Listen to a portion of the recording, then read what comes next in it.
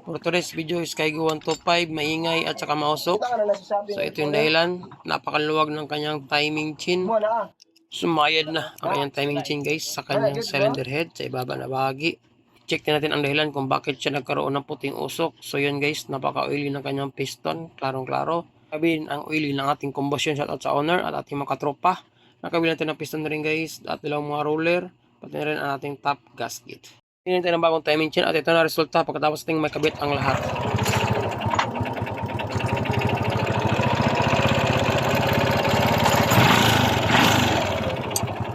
Yun nga, nawala lang ang ingay at wala na rin puting usok. So ito yung problema guys sa kanyang timing chain. Ayos, side check. God bless.